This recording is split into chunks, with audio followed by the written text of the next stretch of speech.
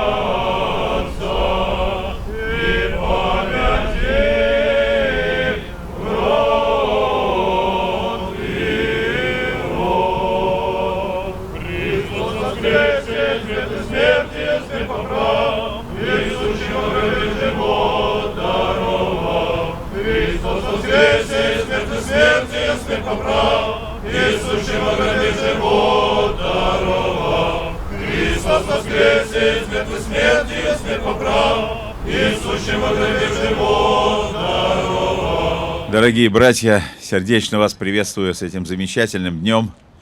И всякий раз, видя ваши лица, вашу выправку, вашу замечательную российскую военную форму, чувствуешь гордость за наш народ, как он представлен в доблестных вооруженных силах.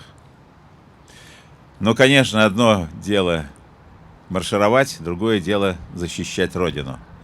Хотя эти два дела очень тесно связаны друг с другом. Потому что и там требуется дисциплина и некая самоотдача. Но более всего, конечно, это требуется тогда, когда речь идет о жизни и смерти.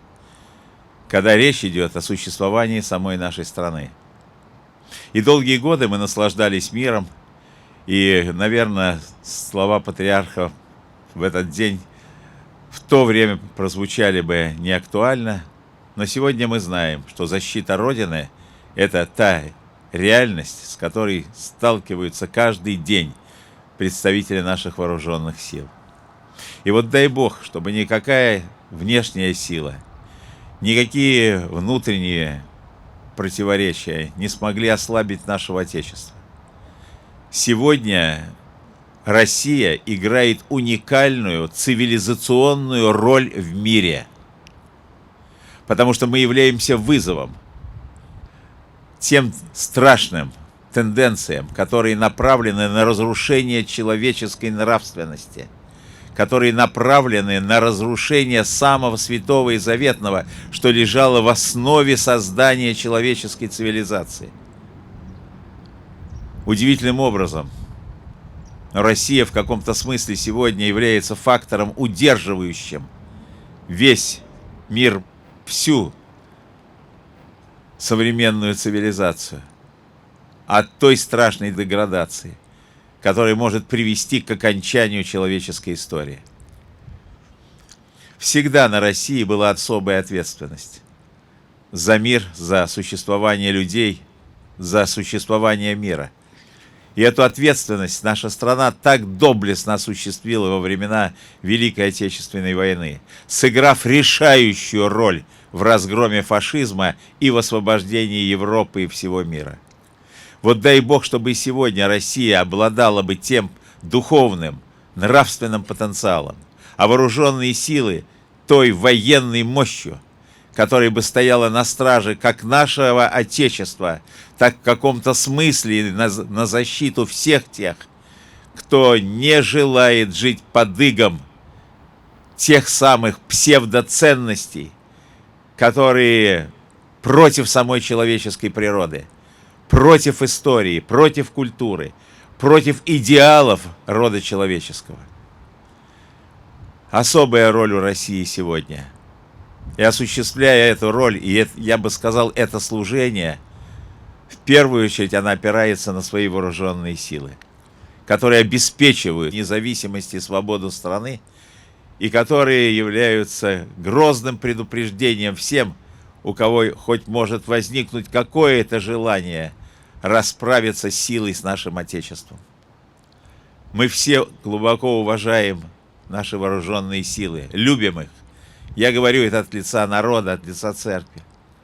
И дай Бог, чтобы в ваших трудах, в вашем служении, в вашей верности Отечеству вот эта самая наша любовь отображалась реальными, подлинными делами, вашим мужеством, вашей отвагой и вашим беззаветной верности присяге и служению Родины. Да помогает вам на этом очень почетном, славном и великом пути сам Господь. И да сохранит Он вас от всякого зла и от всякого супостата, как мы говорим. С праздником сердечно поздравляю вас!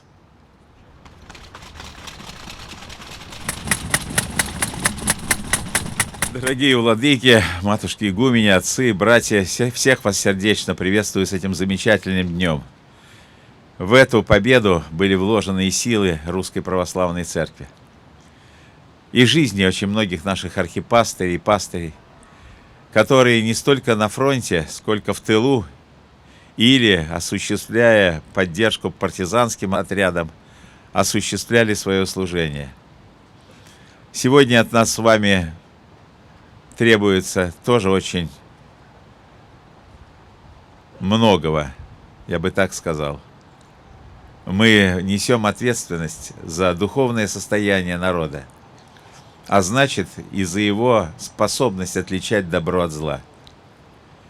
А бес устроил развитие современной цивилизации таким образом, что в ней смешиваются понятия добра и зла. А когда смешиваются понятия добра и зла, тогда человек и не может отличать добро от зла.